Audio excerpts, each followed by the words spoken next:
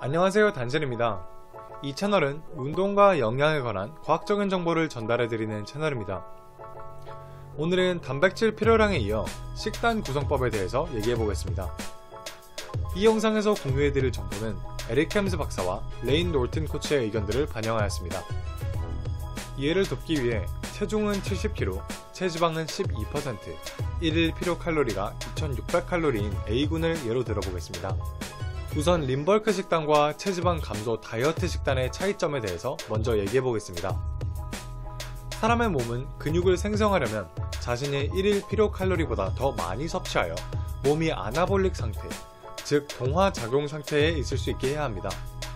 그렇지만 약물을 복용하지 않는 내추럴인 사람은 근육 증가 속도에 비해 지방 증가 속도가 훨씬 빠르기 때문에 칼로리 섭취량을 크게 늘린다 해도 지방만 더 빠른 속도로 축적될 뿐 근성장 속도의 증가는 거의 없다고 합니다. 내추럴 보디빌딩 코치인 에릭 햄스 박사에 의하면 지방 증가를 최소화하며 근성장을 이끌어내기 위해선 칼로리 섭취 시작점을 1일 필요칼로리보다 200에서 300칼로리 가량만 높게 잡으면 된다고 합니다.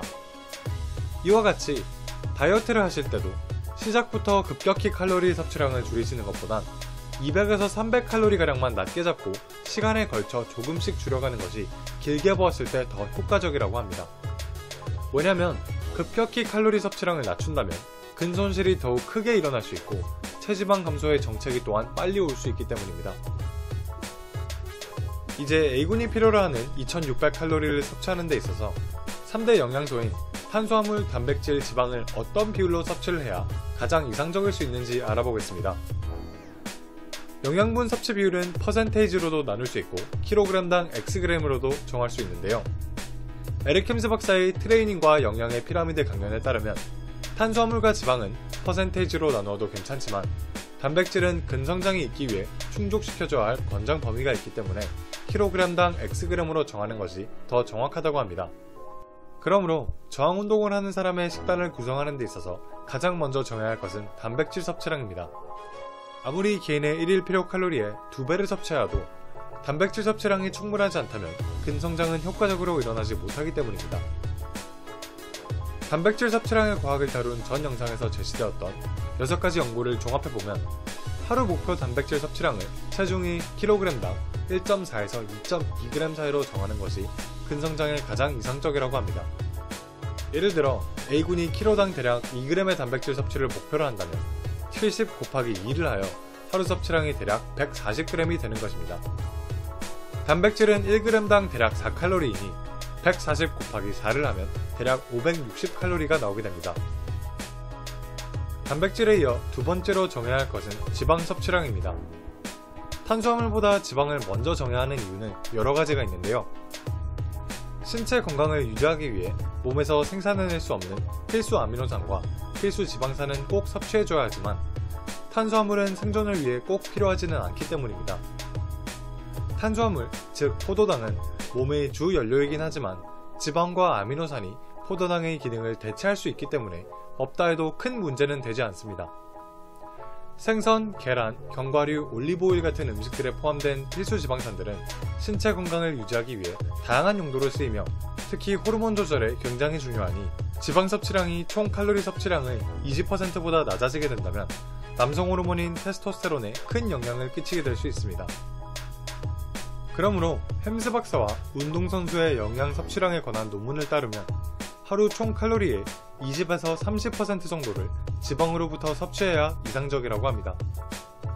A군을 예로 든다면 2600칼로리의 25%인 650칼로리가량을 지방으로부터 섭취해야 하는 것이죠.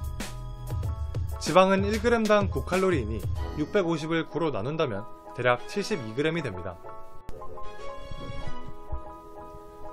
이렇게 단백질과 지방의 섭취량을 계산한 후에 마지막으로 탄수화물 섭취량을 정하면 되는데요. 단백질 560칼로리와 지방 650칼로리를 2600칼로리에서 제외한다면 1390칼로리만큼의 탄수화물 섭취량이 남습니다. 탄수화물도 단백질과 같이 1g당 대략 4칼로리이니 1390을 4로 나눈다면 대략 350g이 나오게 됩니다. 추가적으로 3대 영양소와 더불어 무기질과 비타민, 그리고 원활한 장 운동을 위해 섬유질 섭취 또한 필수입니다. 섬유질의 권장 섭취량은 1000칼로리당 대략 10g이니 A군의 경우 대략 20에서 30g의 섬유질을 섭취해야 한다고 볼 수 있습니다. 이런 식으로 A군의 식단을 계산해본 결과 단백질 140g, 지방 72g, 탄수화물 350g이 나오게 됩니다. 이런 식으로 이상적인 식단을 계산하여 다이어트나 림버크를 한다면 물론 최대한 빠른 시간 안에 목표를 달성할 수는 있습니다. 그렇지만 현실적으로 선수가 아닌 이상 매일 정해진 그램수만큼 먹는 것은 불가능에 가깝다고 봅니다.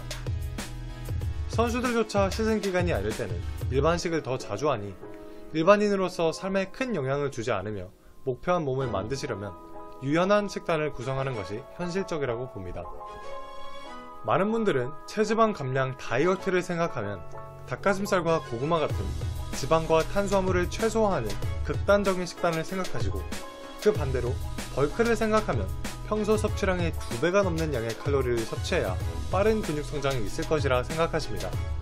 그렇지만 목표가 체지방 감량이 되었든 벌크가 되었든 결코 극단적인 식단을 선택해야 되는 것은 아니라고 봅니다. 어떠한 목표에 빨리 도달할 수 있는 완벽한 식단이나 완벽한 영양소 비율은 존재하지 않습니다. 그러니 세 가지 영양소의 적절한 섭취량 계산법을 이해하시고 개인의 체질과 상황에 따라 영양소의 비율을 조금씩 바꾸어가며 유연한 식단을 구성하시는 것이 현실적이라고 봅니다. 단백질 섭취량을 유지한다는 조건 하에서 만약 자신이 탄수화물을 더 선호한다면 지방 섭취량을 조금 줄여 탄수화물 섭취량을 늘리고, 그 반대로 지방을 더 선호한다면 탄수화물 섭취량을 줄여 지방 섭취량을 늘려도 큰 문제는 되지 않습니다. 결국은 개인에게 주어진 칼로리 내에서 자신이 가장 꾸준히 유지할 수 있는 식단을 구성하시는 것이 가장 중요하다고 봅니다. 자신이 자주 먹는 음식들의 영양 성분을 알고 몸 컨디션이 식단에 따라 어떻게 반응하는지를 알아가신다면 다이어트가 됐든 림버크가 됐든 보다 수월하게 하실 수 있다고 생각됩니다. 이 정보가 도움이 되셨고 이와 같은 운동과 영양에 관한 정보를 더 원하신다면 저희 채널을 구독해주세요. 그럼 지금까지 단신이었습니다.